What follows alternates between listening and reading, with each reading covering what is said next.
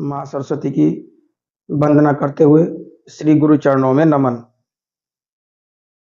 जैसा कि हमारा विषय चल रहा है भाव भाव के बारे में हम बता रहे हैं। तो भाव में पिछली कक्षा में आपने भाव के विषय में भाव के कारक जो भाव हैं 12 भावों के बारे में जाना, 12 भावों के नाम उनके बारे में जाना और 12 भावों से किन किन विषयों का विचार किया जाता है उन सभी को आपने जाना और समझा। अब इसका अगला जो भाग है वो है भावों के कारक ग्रह, यानी कि इन भावों में कौन कौन से ग्रह इनके कारक होते हैं। यहाँ कारक से संबंध है अधिपति होना, अधिपति भी कहते हैं कारक के कौन से भाव का कौन सा ग्रह कारक है। जैसे ये कुंडली चक्र है, कुंडली चक्र में ये आपने जान ही लिया है कि इसके 12 भाव होते हैं और इनके 12 भावों के अपने अपने नाम, उनकी संज्ञाएं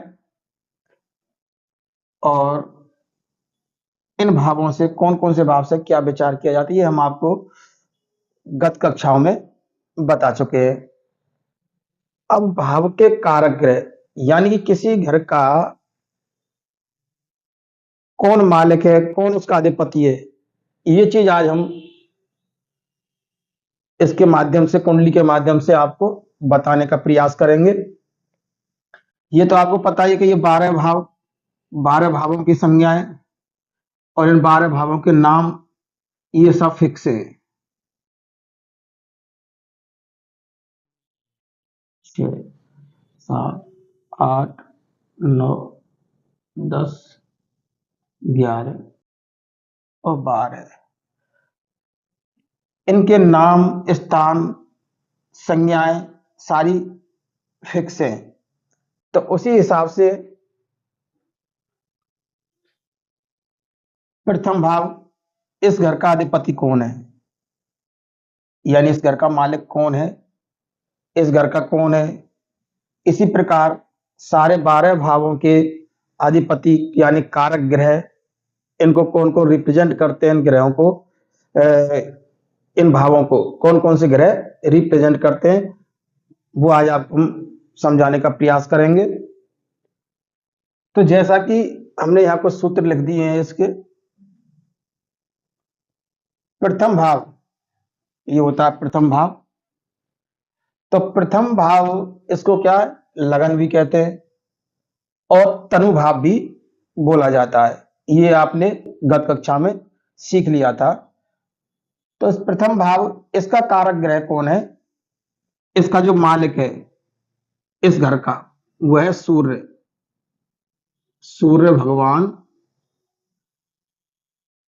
इस घर के मालिक हैं, ये फिक्स हैं, इन घर के मालिक यही रहेंगे। ये जो कुंडली है काल पुरुष की कुंडली है और काल पुरुष की कुंडली के अंदर इन भावों के जो मालिक हैं, अधिपति हैं, कारक ग्रह हैं, वो इसी प्रकार इसमें फिक्स रहेंगे। ये सदा आपको ध्यान रखना है और उन्हें इसी प्रकार से याद करना है। वो एक अलग चीज है कि मान के चलो किसी जातक कुंडली में यहाँ कोई और ग्रह बैठा हो, उसका भी भाव निकालेंगे, उसका भी कैलकुलेशन करेंगे और इसका भी कैलकुलेशन करके तब उसको प्रिडिक्शन में हम किसी चीज को बताएंगे। वो एक विषय अलग है, बाद का, उसको हम बाद में जब पढ़ेंगे तब बताएंगे। फिलहाल आप इसी चीज को याद रखें कि इनके घर के जो कौन कौन से कारक ग्रह हैं ये काल पुरुष की कुंडली के अनुसार बताए जा रहे हैं। द्वितीय भाव, अब द्वितीय भाव यही होता है सभी का हर कुंडली में हर जातक का द्वितीय भाव यही होगा। तो इसको हम धन भाव भी बोलते हैं, क्या कहते हैं, धन भाव भी कहते हैं। और तो इसके कारक ग्रह कौन है, यानी इस घर के अधिपति कौन है, गुरु। तो इस द्वितीय घर के जो मालिक हैं, धन भाव के जो मालिक हैं, इस घर के जो मालिक हैं वो गुरु हैं। अब आता है तृतीय भाव। तृतीय भाव सभी का यही रहेगा, सभी कुंडलियों में तृतीय भाव यही होता है। इसको सहज भाव के नाम से भी जाना जाता है, तृतीय भाव के नाम से भी जाना जाता है, पराक्रम भाव से के नाम से भी जाना जाता है। तो इसके जो कारक ग्रह हैं, इस घर के जो अधिपति हैं, इस घर के जो स्वामी हैं, वो है मंगल, मंगल देव। इसी प्रकार चतुर्थ भाव यही है सभी कुंडलियों में। चतुर्थ भाव इसको सुख भाव भी बोलते हैं, मातृ भाव भी बोलते हैं। तो इनके इसके जो कारक ग्रह हैं वो है चंद्रमा और बुध।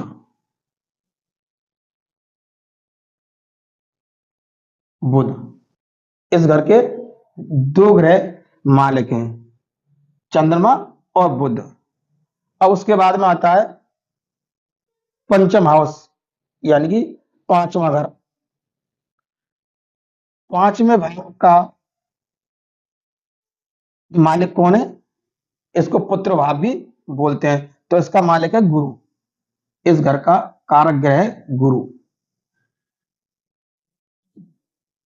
अब छठा भाव, इसको रिपु भाव के नाम से भी जाना जाता है, रिपु भाव भी कहते हैं इसको। और इस ग्रह के जो मालिक हैं वो शनि और मंगल हैं। शनि और मंगल,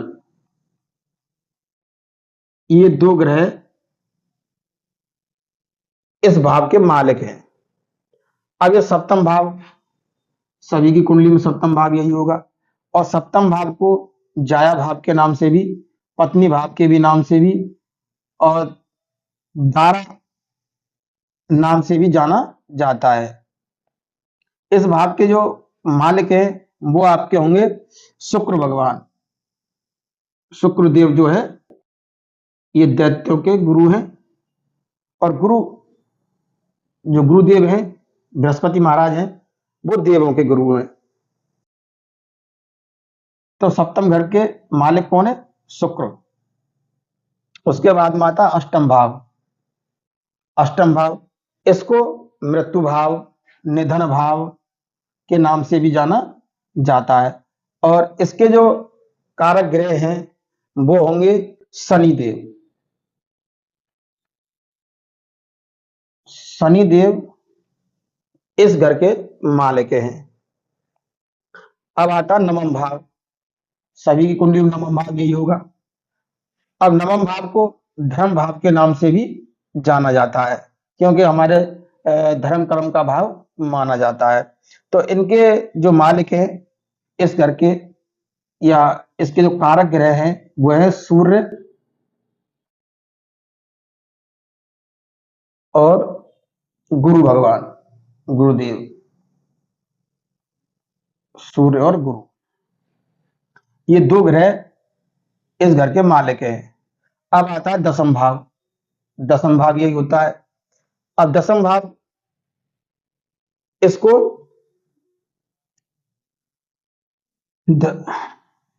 इसको कर्म भाव के नाम से भी जाना जाता है। दसम भाव को क्या बोलते हैं, कर्म भाव। क्यों, हमारे कर्म का हिसाब किताब इसी भाव से होता है। तो इसके मालिक हैं सूर्य, गुरु, बुध और शनि।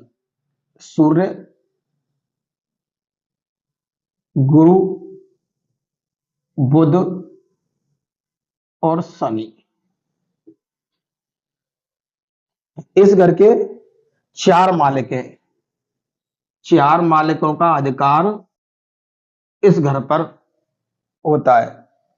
तो ये जजमेंट करते हैं जातक के चारों ग्रह इस घर के बारे में, कि उसका कैरियर कैसा है। इन चीजों को जब हम देखते हैं तो उसके साथ साथ हमें ये चार ग्रह भी कुंडली में जातक के देखने पड़ते हैं, तब जाके उसका सही सटीक फलादेश कर पाते हैं।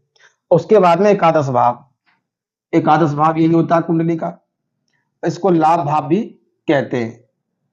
ये कर्म भाव है, तो कर्म हम जितना करेंगे यहां से जितना कमाएंगे, ये तो जितना हमें लाभ होगा वो हम यहाँ दर्शाएंगे। इस भाव से लाभ को देखा जाता है, इसके देखो लाभ भाव या आय का भाव ये कहा जाता है। तो इसके जो स्वामी है वो एकादश के गुरु, गुरुदेव एकादश भाव के स्वामी हैं। अब आता है द्वादश भाव, सभी कुंडली में द्वादश भाव यही होता है। अब द्वादश भाव, इसको व्यय भाव के नाम से भी जाना जाता है, व्यय भाव भी इसको बोला जाता है। इसमें हमारे हर प्रकार के व्यय, शारीरिक मानसिक जितने व्यय हैं, धन से संबंधित सारे व्ययों को हम कहां से देखते हैं, यहां से, इस भाव से। और इसके कारक ग्रह जो हैं, इसके घर के जो मालिक हैं वो हैं शनि देव। शनि को न्याय का देवता भी कहा जाता है, और यहां पर हमारे सारे कर्मों का न्याय मिलता है। दंड स्वरूप जो फिर भगवान शनि उसका न्याय करते हैं। तो ये घर के जो मालिक हैं शनि भगवान हैं। अब आप यहां देखेंगे कि इसमें किन ग्रहों को कितने कितने घर मिले हुए हैं, किन भावों के वे कारक है। अब यहां देखेंगे सूर्य, सूर्य को केवल दो घर मिले हुए हैं, तीन घर, प्रथम दसम और नवम, इन तीन के मालिक सूर्य हैं। लेकिन सबसे ज्यादा जो अधिपत्य है घरों का, इन भावों का, वो गुरु के पास है। अब गुरु के पास में देखिए द्वितीय भाव का भी मालिक गुरु है, पंचम भाव का भी मालिक गुरु है, और नवम भाव का भी मालिक गुरु है, दसम भाव का भी मालिक गुरु है, और एकादश भाव का भी गुरु है। यानी कि धन भाव का, उधर पुत्र भाव का, इधर हमारे कर्म भाव का, ये मतलब कर्म भाव का, और नवम है धर्म भाव का, और 11वां लाभ भाव का। इन चार पांच भावों के मालिक कौन है, केवल अकेले गुरु को दिया हुआ है। गुरु शुभ ग्रह है, और गुरु के बारे में ये कहा जाता है गुरु जहां बैठता है उस जगह को बिगाड़ता है, जहां दृष्टि रखता है ये वहां अमृत बरसाता है। ये कॉन्सेप्ट अलग है, अगली कक्षा में जब ग्रहों के बारे में चलेंगे तब इनको समझाएंगे। अब इसी के साथ साथ में आपको यहाँ ये चीज तो समझ में आ गई होगी आपके कंप्लीट। एक चीज मैं यहाँ पे आपको थोड़ा सा ये बता दूं कि द्वितीय भाव, ये द्वितीय भाव है, इसमें मंगल निष्क्रिय रहता है, निष्क्रिय,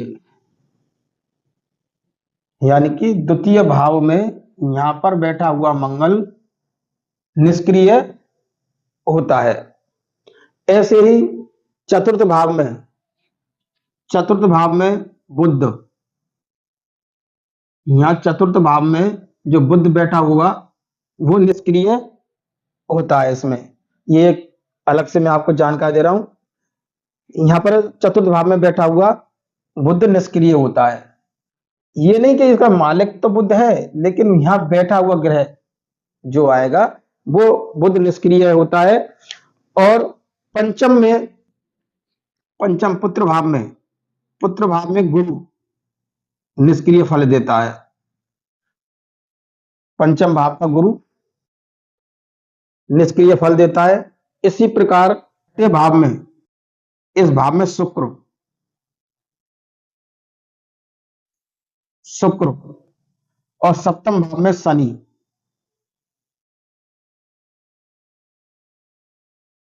सप्तम भाव में शनि निष्क्रिय फल देता है। ये चीज आपको इसमें मैंने अलग से बताई है। यानी एक बार और देख लीजिए कि पंच द्वितीय में मंगल निष्क्रिय होता है, चतुर्थ में बुध निष्क्रिय फल देता है, और पंचम में गुरु, छठे में शुक्र निष्क्रिय रहता है, छठे भाव में बैठा हुआ शुक्र निष्क्रिय फल देता है, और सप्तम में शनि, सप्तम का शनि निष्क्रिय फल देता है। तो ये चीज मैं आशा करता हूं कि आपको अच्छे से समझ में आ गई होगी, और किसी प्रकार की समस्या हो, आपके समझ नहीं आए, वो आप बताएं, उसके समझाने का प्रयास करूंगा। तो आज के लिए बस इतना ही। अगली क्लास में राशियों के बारे में पढ़ेंगे।